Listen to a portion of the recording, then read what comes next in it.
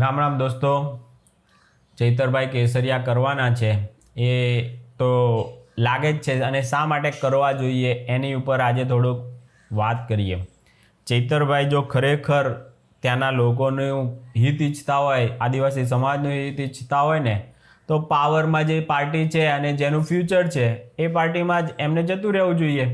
ખરેખર જો વિશ્વાસઘાત ના કરવો હોય તો, બાકી આદિવાસી સમાજ સાથે વિશ્વાસઘાત કરવો હોય તો પડ્યા રહેવું જોઈએ આપમાં.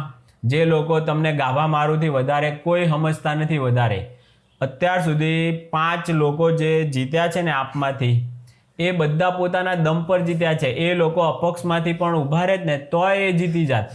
આ ચૈતરભાઈ અપક્ષમાં હોત તો શું ના જીતે? જીતી જ ગયા હોત. પણ એમણે છે ને આમ આદમી પાર્ટીમાં કંઈક સારું કામ કરવા માટે જોડાયા હતા. પણ આપનું હવે ફ્યુચર નથી. જ્યારે દિલ્હીમાં કેજરીવાલ ખુદ હારી ગયો એ ઉપરથી તમે જોઈ લો, એનું કોઈ ફ્યુચર જ નથી. ગુજરાતમાં તો આ 5 આવીને એનાથી પણ કદાચ હવે આવતી વખતે ઓછી આવે તો નવાઈ નહીં. પણ અહીંયા ગોપાલ ખુદ હારી ગયો હતો. જ્યારે આગળની ચૂંટણી હતી વિધાનસભાની, એમાં ખુદ ગોપુ હારી ગયો હતો.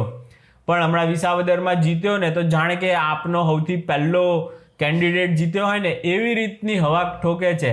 અને બીજા કોઈનું નામ પણ ક્યાંય આવતું નથી. બોલો આપમાં કયા 5 જણા છે ને એ જે પોતાના દમ પર, એ ચૈતરભાઈ સિવાય કોઈને એ લોકોએ હીરો નથી થવા દીધો. ચૈતરભાઈ પણ હીરો કેવી રીતે થયા? તો એના સમાજનો એટલો સોશિયલ મીડિયામાં સપોર્ટ છે ને એના લીધે થયા. એવી જ રીતે એક પેલી બાજુ પાલનપુર બાજુ ડીસા બાજુમાં પેલા બેન છે ઠાકોર, જ્ઞાનીબેન, એ પણ એમના સમાજના કારણે સોશિયલ મીડિયા ઉપર કેટલા છવાયેલા રહે છે.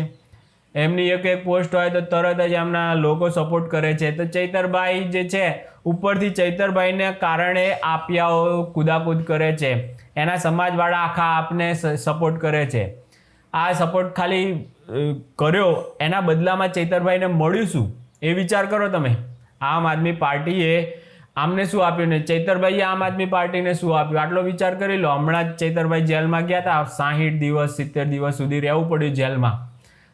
કોંગ્રેસમાં હોત ને ચૈતરભાઈ તો અઠવાડિયાથી વધારે ના રહેવા દીધા હોત. બોલો, એટલું છોડાવવા માટે પ્રયત્નો કર્યા હોત. દિલ્હીથી આખી વકીલોની ટીમો આવી ગઈ હોત. સુપ્રીમ કોર્ટમાં ચાલુ થઈ ગયો હોત કેસ. અઠવાડિયામાં અહીંયા બધે રિજેક્ટ થયા હોત. તો આટલું જબરજસ્ત છે ને કોંગ્રેસ પાર્ટી એના એમએલએને સપોર્ટ કરતી હોય. બીજી બાજુ તમે આપ્યાઓ જુઓ, મારી કાર અંદર નથી જવા દેતા, મારું આમ નથી કરવા દેતા, આમ ને આમ કરીને જેને બહાર કાઢવાના હતા એના બદલે આની કાર ઉપર આખો મુદ્દો જ ડાયવર્ટ કરી દીધો. ચૈતરભાઈને બધા ભૂલી ગયા તરત જ પછી કે ગોપાલભાઈની કાર અંદર ના જવા દીધી. બહુ મોટો અન્યાય થયો ગોપાલભાઈ હાથે. ગોપાલભાઈ બધી લાઇમલાઇટ લઈ ગયા અને ચૈતરભાઈ અંદર હલવાઈ ગયા. પછી બધા ભૂલી જ જાય ને, કારણ કે બધી જ લાઇમલાઇટ ગોપાલ લઈ ગયો હતો. ગોપાલ પછી ચેલેન્જ રમવા માંડ્યો ને ગોપાલ પછી બેલા હટાવવા માંડ્યો ને આખો જ જે આદિવાસી સમાજનો સપોર્ટ જે હતો, ચૈતરભાઈ જેલમાં ગયા તો એ આખો જે સપોર્ટ હતો એ બધો જ ગોપાલ એની કારની હાથે બધો જ સપોર્ટ લઈને જતો રહ્યો. ચૈતરભાઈ હલવાઈ ગયા, ચૈતરભાઈને ભૂલી ગયા. અને ચૈતરભાઈ માટે જે કામ કરવા જોતા હતા ને કે સારામાં સારા વકીલ રોકીએ, સુપ્રીમ કોર્ટ સુધી પહોંચીએ, આવું કોઈ વસ્તુ ચૈતરભાઈ માટે એક પૈસાનું એ લોકોએ કર્યું નહીં. બોલો, આટલી હદે ચૈતરભાઈને અવગણના થઈ. હવે એ માણસ આપમાં હજુય ગાભા મારવા જ રહેવાનો. બસ એ રે, હવે આપના જ એના ઝંડા ગોપાલના ને એના ઉચકવા રહેવાનો એ માણસ. એના દમ પર એ એમએલએ બનીએ કે એમ છે, અપક્ષમાંથી એ બનીએ કે એમ છે, તો પણ એ માણસ હવે તમે વિચાર કરો કેવી રીતે રહી શકવાનો આપમાં.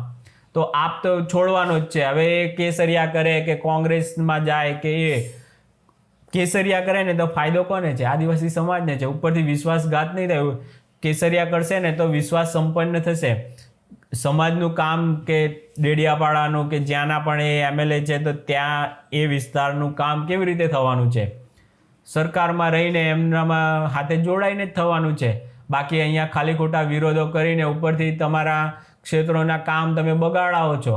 તો એવું બધું ના થાય એટલા માટે પણ ચૈતરભાઈ સમજુ માણસ છે ને એને ખબર પડી ગઈ છે કે આપમાં એનું કંઈ ફ્યુચર નથી. આટલી તો વાત એને સમજાઈ ગઈ છે. હવે કેસરિયા કરે કે કોંગ્રેસમાં જાય કે અપક્ષમાં જતો રહે, કારણ કે આ લોકોના તો ઝંડા ઉચકીને આખી જિંદગી પૂરી થઈ જશે પણ ચૈતરભાઈનું કાંઈ થશે નહીં, એના સમાજનું કાંઈ નહીં થાય.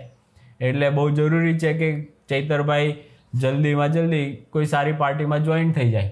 નહીંતર તો આ ગોપુ એના ખાલી ગાભા મરાવવા તરીકે MLAનો એટલો યુઝ કરે છે. બોલો, એને બહાર કાઢવા માટે કોઈ મહેનત જ ના કરી.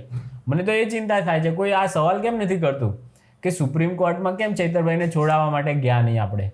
આટલું સાદું સિમ્પલ હતું તો ડાયરેક્ટ તરત અહીંયા રિજેક્ટ થતું હતું તો તરત જ ત્યાં મૂકી દે તો અઠવાડિયામાં બહાર આવી જાત. પણ આવું કાંઈ વસ્તુ કર્યું જ નહીં, કારણ કે સુપ્રીમ કોર્ટમાં કંઈક 8 લાખ 10 લાખ જેવું થાય ખર્ચો. બોલો, 10 લાખ જેવો ખર્ચો પણ ના કરે ને 1 કરોડ રૂપિયા પેલા બહારથી આવેલાને આપે છે પગાર. એ કીધેલું હતું ને પેલા કરશનદાસ બાપુએ, બહારથી આવેલા છે બિહાર ને યુપીથી ને એ આપી આવો, જે આ ગાભા મારવો હરખા ગાભા મારે છે કે નહીં એ બધું ચેક કરવા માટે અહીંયા એ લોકો પગાર આપે અને એ બધા પાસે હરખું કામ કરાવડાવે કે આ લાઈક કર, આ શેર કરો, આ વિડીયો અપલોડ કરો. આવું બધું એ બહારથી આવેલા આપ્યાઓ અહીંયા કામ કરે છે ને એનો પગાર લે છે. 50-50 હજાર રૂપિયા પગાર લે છે.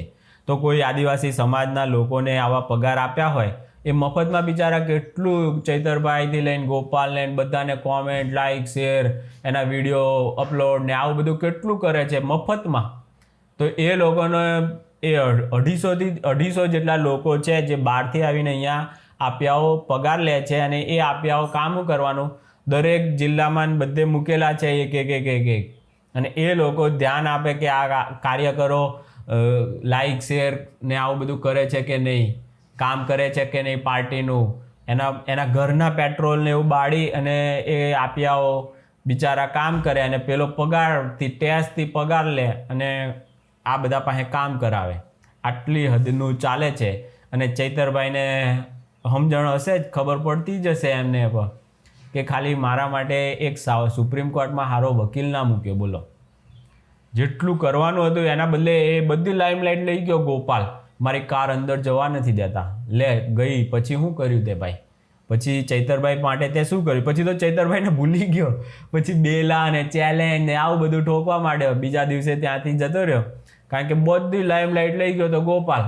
ચૈતરભાઈને હવે યાદ ના કરે. પછી ચૈતરભાઈને પૂરી દીધા, ખતમ. 50-60 દિવસ થઈ ગયા. બોલો, પછી આ સંમેલનો ને એવું બધું કર્યું. પેલો યુવરાજને સંમેલન નથી ને એનાથી કોઈ દિવસ બહાર આવે કોઈ વ્યક્તિ? વકીલ હારો કરવો પડે. હવે કોર્ટમાં છે તો કોર્ટની રીતે લડવું પડે. કંઈ સંમેલનો કરવાથી કોઈ બહાર ના નીકળી જાય. પણ પેલો યુવરાજ ને બધાને એક પછી એક કે તું એ ફેમસ થઈ આવ, જા તું બી ફેમસ થઈ આવ. તો બધા એક પછી એક આ આદિવાસી વિસ્તારોમાં ફેમસ થઈ આવ્યા. અને એ બધાના હવે આ લોકો વિડીયા શેર કરે, લાઈક કરે ને આવું બધું કરે ને ચૈતરભાઈની જેટલી લાઇમલાઇટ હતી બધી ખતમ કરી નાખી. તો આવી હદે ચૈતરભાઈ હાથે અત્યારે થઈ ગયું છે. હવે ચૈતરભાઈ કયા મોઢે આપમાં રહેશે એ જ સવાલ છે. એ શું કામ રહે બિચારા? તોય હવે બીજે ક્યાંય કોઈ લેવાવાળું હોય તો જતા જ રહેવાના છે. એમને લેવાવાળું હશે ને તો ચૈતરભાઈ કાલે જતા રહેશે. ભાજપવાળા લેવા તૈયાર હોવા જોઈએ ને પાછા.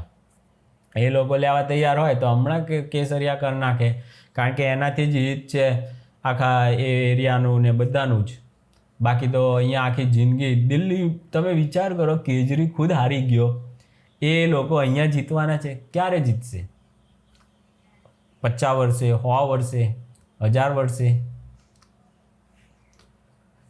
બાકી ચૈતરભાઈ હાવ ભોળા હશે તો રહેશે આપમાં, ગાભા માર્યા કરશે, ગોપાલના ઝંડા ઉચક્યા કરશે બિચારા. ચાલો, રામ રામ.